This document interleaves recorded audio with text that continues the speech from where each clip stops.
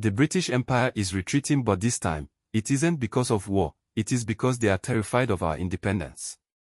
A massive 40% cut in direct aid to fragile states across Africa and the Middle East was just confirmed.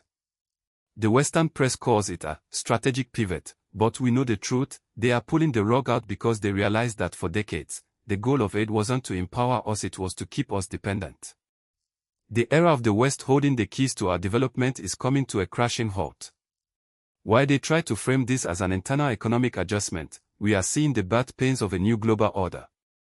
Today, we are breaking down exactly what these cuts mean for our sovereignty, why the West is scrambling to adjust their influence, and how African nations are preparing to stand on their own 2 feet without the Western crutch. We're looking at the shift from aid to trade, the rise of alternative partnerships, and why your neighbor in the next country over might be better positioned than ever before. To understand why this 40% cut is so significant, we have to look back.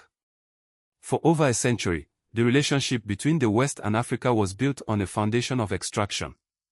When that ended, it was replaced by the aid model. This wasn't just charity, it was a tool of soft power. By providing aid to what they labeled fragile states, Western powers could dictate policy, influence resources, and maintain a seat at the head of the table. For decades, this created a cycle of dependency. Many nations became trapped in a loop where infrastructure was built not for local use, but to facilitate global trade, often just to ship our raw materials back to Europe. They wanted us to be stable enough to trade with, but not so strong that we could challenge their dominance. This is the reality of the aid trap.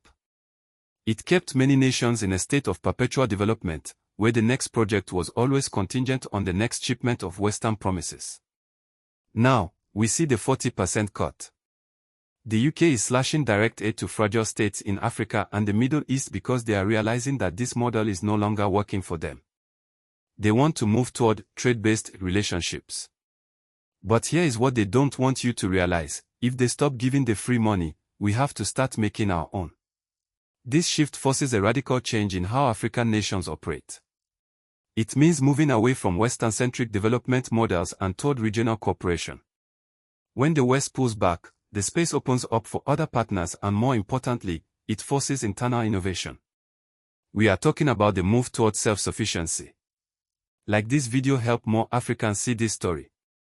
It is time we stop viewing ourselves as recipients of Western charity and start seeing ourselves as masters of our own destiny.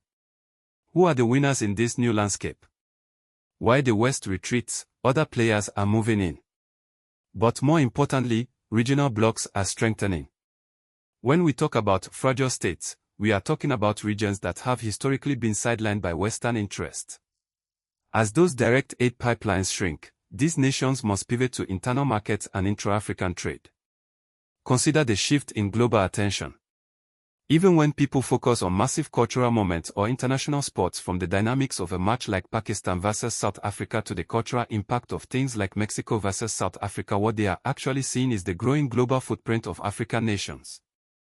We aren't just a collection of fragile spots on a map, we are a powerhouse of demographic growth and resource wealth.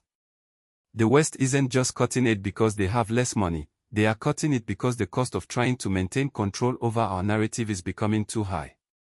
They are moving toward a transaction-based model because they realize that if they don't find a way to partner with us on our terms, someone else will. This is the essence of the Africa Rising narrative. The reduction in Western aid isn't a tragedy, it is an eviction notice from a house we never truly owned. It is a push toward independence. When the West stops providing the safety net, Africa must build its own floor.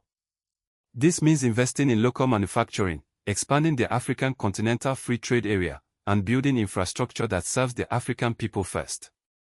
We are moving from being a project of the West to being a protagonist in our own story. The narrative is shifting from "how can we get more aid" to "how can we build more trade?" /thought.